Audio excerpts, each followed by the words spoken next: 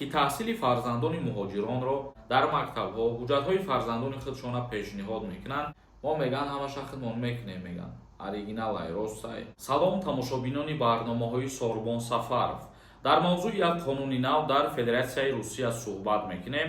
бо диққат тамошо кунед ва видеоро ба дигарорам равон кунед. нафарҳое ки мехоҳед аз ма онлайн консултатсия бигирен, рақам рӯи экран да меброя, ҳамунҷа да саволотона метавонед бинависонед, суҳбат мекунем. мавзӯи асосии имрӯзаи мо қонуни баҳсбарангез қабул шуд.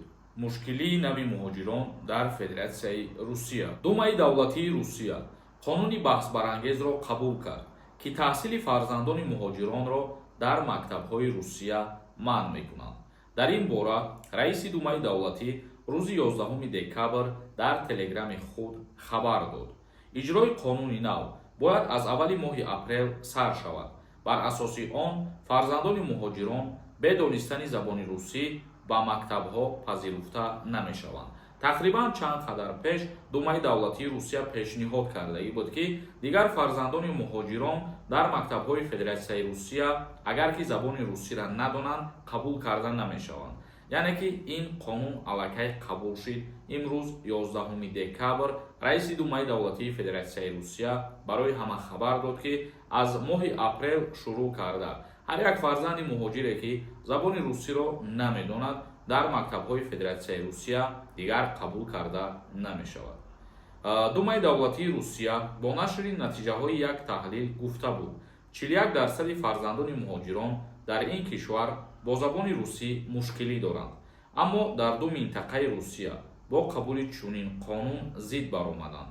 гуфта буданд, ки кӯдакони дур аз мактаб ба тоифаи ҷинояткорон хоҳанд пайваста шуд.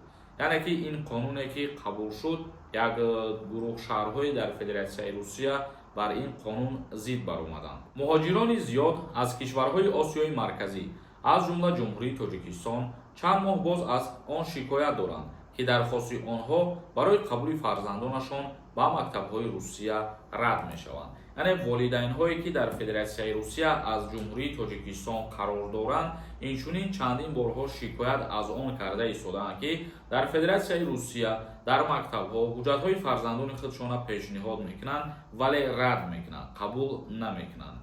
тамошобинони азиз ва гиромии қадр, ҳар як нафаре ки фарзандша барои таҳсил дар уҷа ба мактаб монданӣ мешавад, аввалан ин ки бояд забони русиро хуб бидонад. дар ҳолати надонистани забони русӣ дигар аз моҳи апрел ба мактабҳои Русия фарзандони шаҳрвандони хориҷӣ қабул карда намешаванд. акнун комментарияҳои шуморо мехонем ва ба саволҳо ҷавоб мегардонем.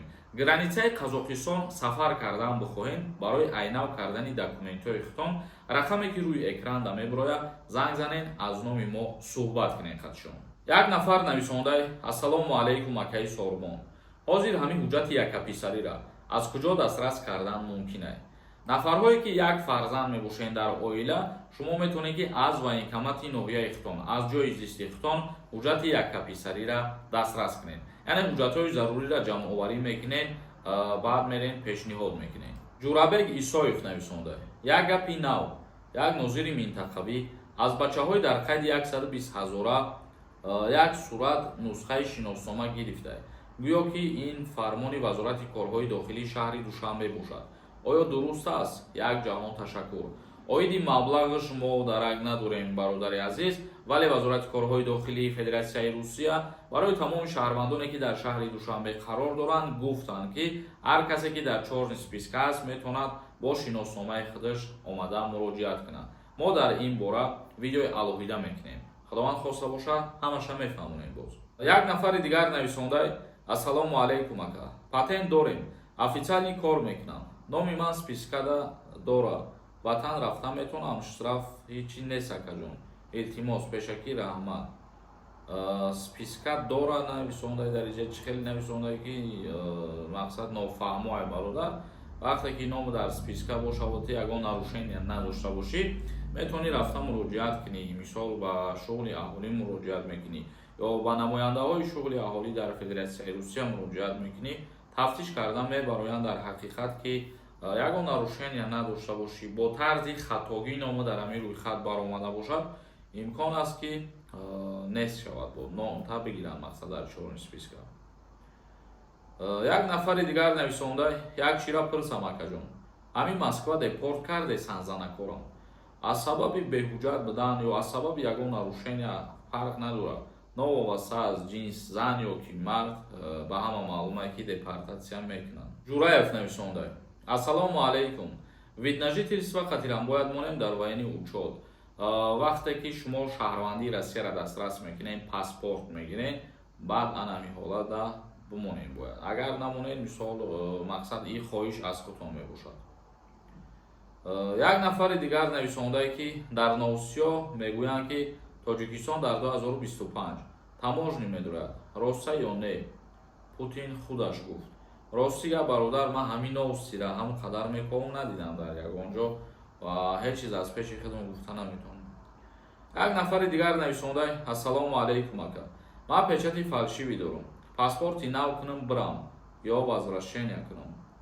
Аз Федератсияи Русия омадан дар назар дошта бошем ба печати фалшивӣ вақте ки дар таможнӣ гузаштан огоҳ шаванд албатта ки запрет мекунанд ва як гапи дигар ки возвращениерам бигирен агар запрет на выезд мешем. Қурбанов нависондае ассалому алайкум ака ман 3 сол мешавад патентам аннулировать шудагиаст номам дар чорни списка биромадааст моҳи январ Тоҷикистон мерам ба возвращение равам ё ки паспортум қатӣ равам кадомаш қатӣ равам хубтарай илтимос ҷавоб диҳем пешакӣ раҳмат. Вақте ки тӯли 3 сол патент надорем шумо аннулировать шудагиаст дар таможня агар аз шумо ҳамин чиза пешниҳод наган бе ягон мушкилӣ ба паспорти худтон метавонед бигзаред вале ба возвращение народину бародари азиз вақте ки ба Тоҷикистон омаданӣ мешавем автоматически шумо запрет на выезд мешед. Як нафари дигар нависондае ки ассалому алайкум акаи Сормон нархи хизмати алтернативӣ боло рафтае меган ростае? Бале бародари азиз аз сабабе ки нархи нишондиҳанда дар ҷумҳурии Тоҷикистон боло рафтагиаст баъди соли нав бием боло меравад ҳами хизмати алтернативиро нархаш боло меравад. Дар ин бора худо хоста боша видео мекунем пурратар мефаҳмонем.